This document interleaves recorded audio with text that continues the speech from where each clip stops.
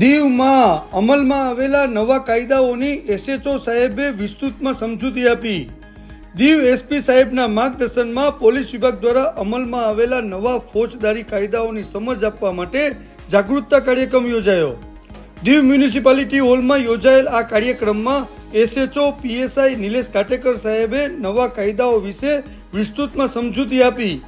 આ પ્રસંગે મ્યુનિસિપાલિટીના પ્રમુખ હેમલતાબેન દિનેશ, ઉપપ્રમુખ શ્રી હરેશભાઈ પાચા કાપડિયા, કાઉન્સિલરો તેમજ પીઆઈ ગાવિત સાહેબ, એસએચઓ દીપિકા મેડમ, પોલીસ કર્મીઓ અને મોટી સંખ્યામાં ગ્રામજનો ઉપસ્થિત રહ્યા. મારું નામ પીએસઆઈ નિલેશ કાટેકર છે. હું વણાકપરા કોસ્ટલ પોલીસ સ્ટેશન ઇન્ચાર્જ છું. મારી સાથે પોલીસ ઇન્સ્પેક્ટર સાહેબ છે, જે આરકે ગાવિત સાહેબ, જે હેડ પટેલ ઇન્ચાર્જ છે, તેમજ ટ્રાફિક ઇન્ચાર્જ છે, અને જોડે દીપિકા ભગત મેડમ છે પીએસઆઈ, જે આપણા દીવ પોલીસ સ્ટેશનના ઇન્ચાર્જ છે.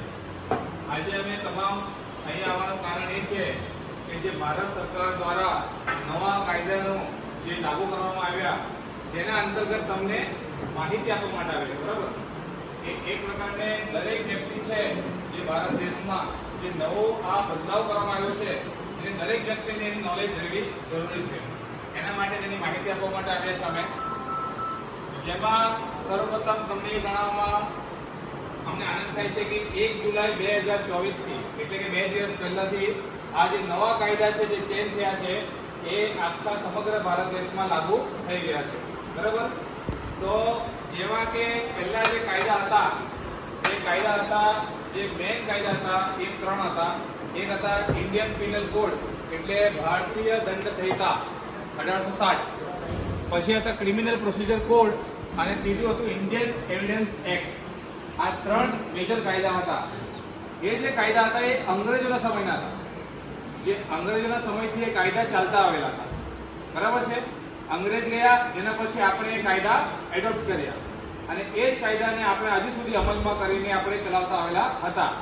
પણ ભારત સરકારે મોટો ફેસલો લઈને આપણા ભારત દેશ માટે એ કાયદાને ઇમ્પ્લિમેન્ટ કર્યા અને નવા કાયદા બનાવવામાં આવ્યા, જેના અંદર ઇન્ડિયન પિનલ કોડ, જે આઈપીસી હતું, ભારતીય દંડ સંહિતા, એને ચેન્જ કરીને ભારતીય ન્યાય સંહિતા કરવામાં આવ્યું.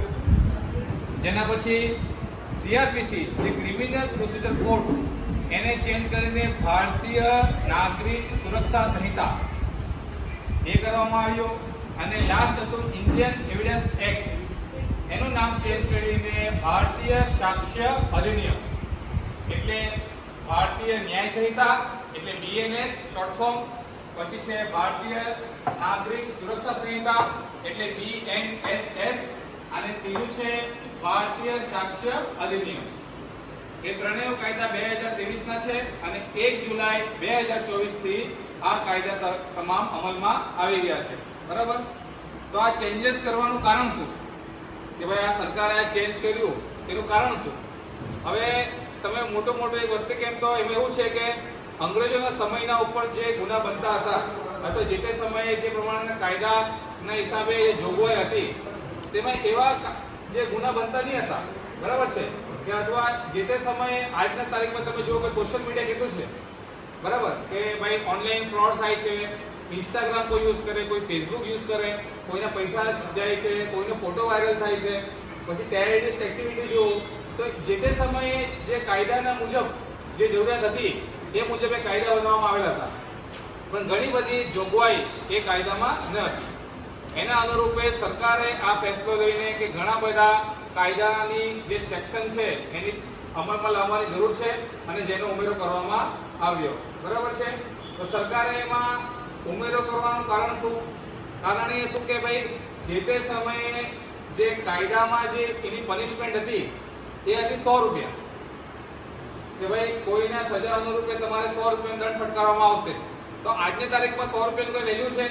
કઈ નથી. લોકો તો એમ કહે છે કે હું 100 રૂપિયા આપીને 5 વખત ગુના કરી લઈશ. એટલે સરકારે કોઈ ગુનામાં 1 મહિનાની સજા, 3 મહિનાની સજા, તો સરકારે એના અંદર ચેન્જીસ કરીને પનિશમેન્ટ એની વધારી છે. જ્યાં ફાઇન 100 રૂપિયા છે, ત્યાં 1000 છે, ત્યાં 10,000, એ પ્રમાણે પનિશમેન્ટ વધારવામાં આવી છે. પહેલાના સમયમાં જે અંગ્રેજોનું માઇન્ડ હતું, એ દિમાગ હતું કે ભાઈ દંડ અપાવવાનો, ભારતીય દંડ સંહિતા, જે પહેલું નામ હતું ઇન્ડિયન પિનલ કોડ, એટલે દંડ આપવાની જે એ લોકોની વૃત્તિ હતી એના હિસાબે કાયદા બનાવવામાં આવેલા. પણ આજની તારીખમાં જે આપણે આ કાયદા બનાવ્યા છે ભારતીય ન્યાય સંહિતા, એ ન્યાય અપાવવાની દ્રષ્ટિએ, કોઈને સજા અપાવવાની દ્રષ્ટિએ નહીં પણ ન્યાય અપાવવાની દ્રષ્ટિએ કાયદા બનાવવામાં આવેલા છે. બરાબર છે? તો જેના અંદર ઘણી એવા કાયદાની જે ઓફેન્સ છે, જે ગુના જે બધા એડ થઈ ગયા છે, ઘણી બધી પનિશમેન્ટ એડ થઈ ગઈ છે. તો હું તમને થોડી માહિતી આપીશ. બરાબર છે? કેમ કે આ લેક્ચર તો ચલાવવા માટે 3-4 દિવસ પણ ચાલે, પણ તમારે જે જાણવા લાયક માહિતી છે એવી માહિતી હું તમને તમારે 15 મિનિટનો સમય લઈશ, વધારે નહીં. બરાબર? જે તે સમયે આપણા જે પહેલા ઇન્ડિયન પિનલ કોડ એટલે આઈપીસી મુજબ જે સજા હતી, તો જેમાં એક સજા હતી કોઈને ફાઇન, અથવા કોઈને સિમ્પલ જેલ કરતા હતા, અથવા કોઈને આજીવન કારાવાસ, અથવા કોઈને ફાંસીની સજા. બરાબર છે? તો હજી એક પનિશમેન્ટ એડ કરવામાં આવી છે, અને એ પનિશમેન્ટ છે કમ્યુનિટી સર્વિસ. કમ્યુનિટી સર્વિસ એટલે શું? અને શાના માટે? કે ભાઈ કોઈ નાના ગુના હોય, કે ભાઈ કોઈ રસ્તામાં કોઈ ડ્રંકન પર્સન છે, કોઈ પીધેલો વ્યક્તિ કોઈ ધમાલ કરતો હોય, અથવા કોઈ આત્મહત્યા કરવાની કોશિશ કરતો હોય, અથવા કોઈ પોલીસને કામમાં બાધારૂપ થતો હોય, અથવા કોઈ પણ એવું આચરણ કરે જે લોકોને બાધારૂપ થાય અને જે પેટી ઓફેન્સ છે, એવા ગુનાઓ માટે સરકારે એક નવી સજા નાખી છે, જેનું નામ છે કમ્યુનિટી સર્વિસ. કમ્યુનિટી સર્વિસ એટલે શું? કે એ સજામાં કોર્ટ એને સજા અનુરૂપે એવી શિક્ષા કરશે કે ભાઈ તમારે કાલથી 1 મહિના સુધી ડીએમસી ઓફિસ ઉપર જવાનું અને તમારે સાફ સફાઈ કરવાની. બરાબર છે? કે ઘણા એવા તમે મૂવીઝ વગેરે જોયું છે પિક્ચરમાં, કે ભાઈ કોઈ આતંકવાદી હુમલો થાય, ઘણી બધી વસ્તુ થાય, અને જે વ્યક્તિ કરાવતા હોય એ બહાર દેશ બેસેલો હોય. બરાબર છે? કે બહાર દેશથી બેસીને અહીંયા લોકોને બધું નેટવર્ક ચલાવતો હોય. જેવી રીતના અહીંયા પણ કે ભાઈ કોઈ લંડનમાં માણસ બેસેલો છે ને અહીંયા કોઈ એવી વૃત્તિ કરે કે જેને લીધે બધું માહોલ બગડે, અહીંયા કોઈ કાયદા વ્યવસ્થા ખરાબ થાય, તો એવા સંજોગોમાં પણ અહીંયા દીવના અંદર એ વ્યક્તિ ઉપર એફઆઈઆર કરી શકે. પહેલા એ કાયદામાં જોગવાઈ નહીં હતી કે ભાઈ એ એક્ઝામ્પલ એના માટે છે ને એડ કરવામાં આવ્યું કે ઘણી એવી ટેરરિસ્ટ એક્ટિવિટી થાય છે કે ભાઈ બીજી કન્ટ્રીથી એ લોકો ઓપરેટ કરે છે અને આપણા ઇન્ડિયામાં કૃત્ય થાય એવું.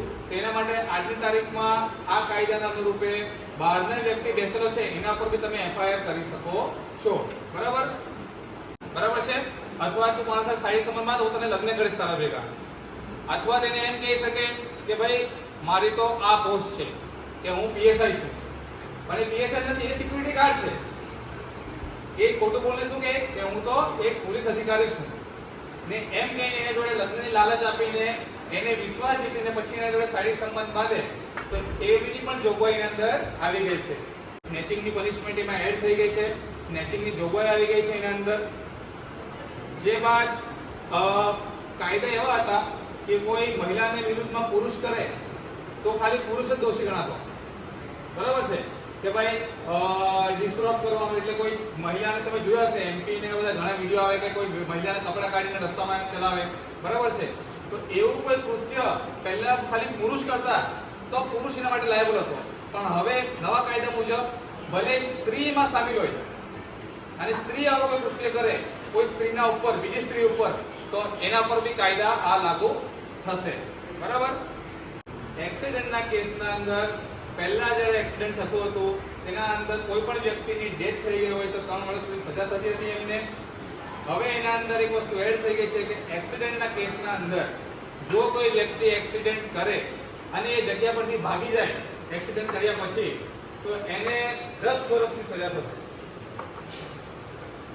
તો લોકો એ વિચાર કરે કે ભાઈ હું તો એક્સિડન્ટ કરીને હું ભાગી નહીં જાઉં તો પબ્લિક મને મારશે, તો મારે શું કરવાનું એ વસ્તુમાં?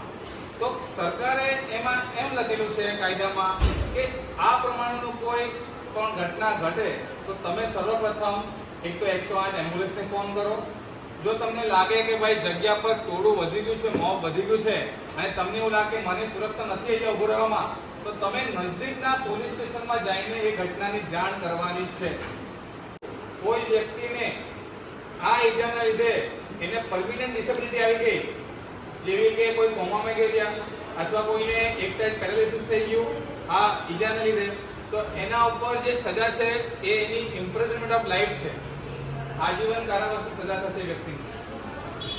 જો કોઈ મારામારીની અંદર કોઈને એવી કોઈ ઈજા પહોંચાડે, એવી કોઈ ગંભીર ઈજા પહોંચે જેના લીધે માણસ જીવતો થશે પરંતુ એ કોમામાં ગયેલો હોય, કોઈ પેરાલાઇસિસ થઈ ગયો હોય, બરાબર છે, એવી કોઈ અવસ્થામાં આવી જાય તો એ વખતે એના ઉપર આજીવન કારાવાસની સજા થશે, ઇમ્પ્રિઝનમેન્ટ ઓફ લાઈફ.